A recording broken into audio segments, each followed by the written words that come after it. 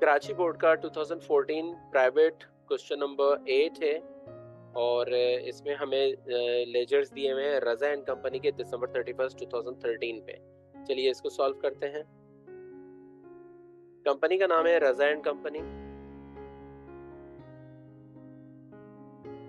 Adjusting entries और फिर हमें डेट दी गई है एज ऑन दिसंबर 31 2013।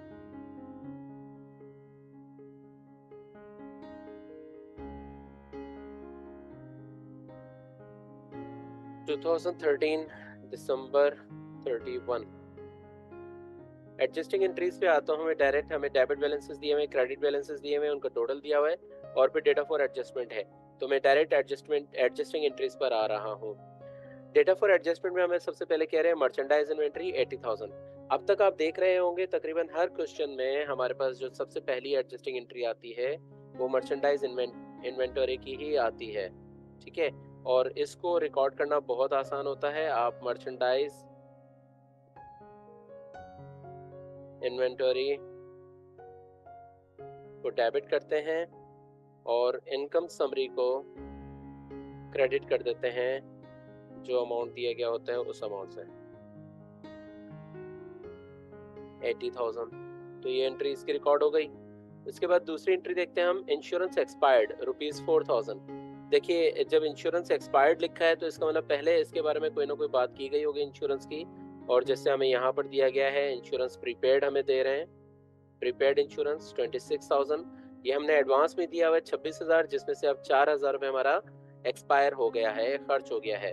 तो हमारे पास दो हेड ऑफ अकाउंट्स आ गए, प्रीपेड इंश्योरेंस और इंश्योरेंस एक्सपेंस। पहले हमारे पास इंश्योरेंस एक्सपेंस कहीं भी रिकॉर्ड नहीं है और अब हमारे पास इंश्योरेंस एक्सपेंस का हेड आ रहा है, तो ये 0 से बढ़कर 4,000 हो रहा है। तो एक्सपेंस हमारा इंक्रीज हो गया तो ये डेबिट में आ जाएगा। प्रीपेड इंश्योरेंस हमारा एसेट था, एसेट 26,000 था, उसमें से 4,000 कम हो गया। तो एसेट्स हमारे कम हो रहे हैं। एसेट्स जब कम होते हैं तो उनको हम क्रेडिट में रिकॉर्ड करते हैं। Amount will be 4,000। तो हमारी ट्रांजैक्शन रिकॉर्ड हो जाएगी insurance expenses debit and prepaid insurance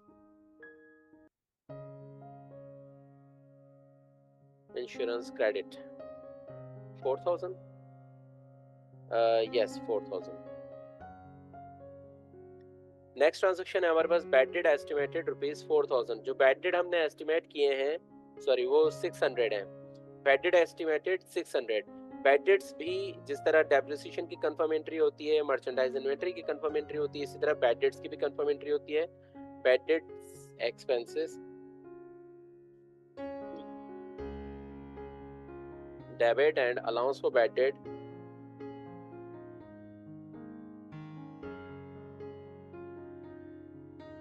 credit. अगली ट्रांजैक्शन है आउटस्टैंडिंग सैलरीज ₹4,000। सैलरीज के बारे में देख लें कि ऊपर क्या लिखा हुआ है। यहाँ पर लिखा है सैलरीज एक्सपेंस ₹30,000, जबकि हमारे पास लायबिलिटी में कोई सैलरीज नहीं दी गई। अब ये हमारी आउटस्टैंडिंग सैलरीज हैं। आउटस्टैंडिंग सैलरीज का मतलब है कि वी स्टिल हैव टू पे दीज सैलरीज। ये अभी भी हमारी तरफ ड्यू हैं, हमने अभी ये पे करनी है सैलरीज। तो हमारे पास दो हेड ऑफ अकाउंट्स आ गए, एक सैलरी एक्सपेंस और एक सैलरी पेबल। सैलरी पेबल जब हम दे देंगे तो हमारा एक्सपेंस बढ़ जाएगा। एक्सपेंस बढ़ जाएगा तो वो डेबिट में आ जाएगा। और सैलरी पेबल बजाते खुद लायबिलिटी है। यहाँ पर पहले कोई लायबिलिटी नहीं थी, अब एक लायबिलिटी हमारी क्रिएट हो गई है। तो लायबिलिटी 0 से बढ़कर 4,000 हो गई। लायबिलिटी इंक्रीज होगी तो उसको क्रेडिट में रिकॉर्ड करते हैं। तो इसकी ट्रांजैक्शन रिकॉर्ड होगी सैलरी एक्सपेंस डेबिट और salary payable credit. Amount 4,000। Depreciation on office equipment for the year ₹3,000। Depreciation की कंफर्म एंट्री बनती है, आपकी फिक्स्ड एंट्री होती है। Depreciation expense debit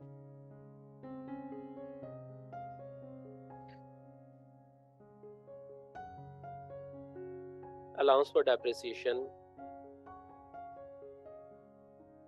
equipment credit. Amount है 3,000। नेक्स्ट ट्रांजेक्शन है हमारी रेंट अर्नड, रेंट जो कमा लिया हमने वो है 8000।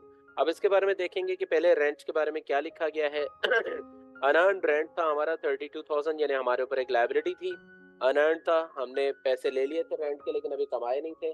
अब उसमें से हमने 8,000 रुपये कमा लिए हैं, हमें मिल पहले ही गए थे, अब उसको अर्न हमने अब किया है। तो अर्न कर लिया तो हमारी इनकम बढ़ गई, इनकम इंक्रीज होगी तो क्रेडिट में रिकॉर्ड होगी।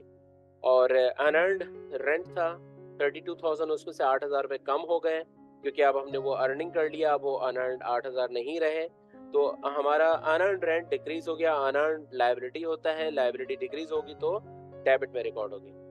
तो अब हम इसको रिकॉर्ड करेंगे, unearned rent debit and rent income credit amount will be 8,000। So this is it. ये ट्रांजेक्शन्स जो हमारी सारी की सारी रिकॉर्ड हो गई। आई होप कि आपने देख लिया होगा कि कितनी सारी ट्रांजेक्शन्स ऐसी हैं जो हमारी मुसलसल रिपीट हो रही होती हैं।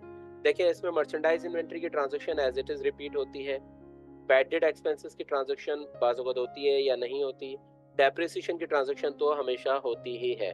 ये 2 या 3 ट्रांजेक्शन्स ऐसी हैं जो कि हर साल लाजमी आती हैं और इनको रिकॉर्ड करना बहुत आसान होता है क्योंकि इनकी फिक्स्ड एंट्री होती है, कोई चेंजेस नहीं होती हैं उनके अंदर।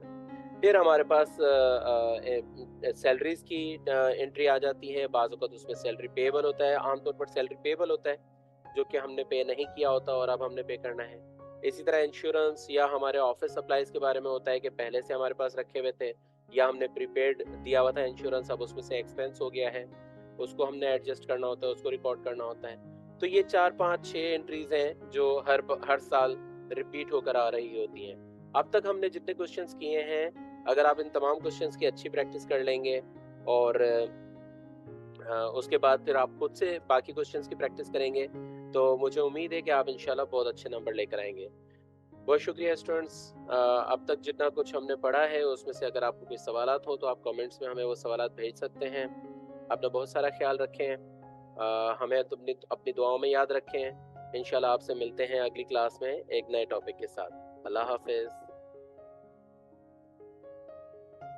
अगर आपके कोई सवालात हैं तो वो सवालात आप हमें कमेंट बॉक्स में लिख के भेज सकते हैं, हम आपको उनके प्रॉपर्ली जवाब दे देंगे।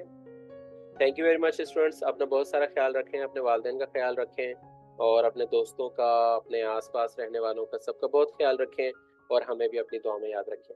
अल्लाह हाफिज़।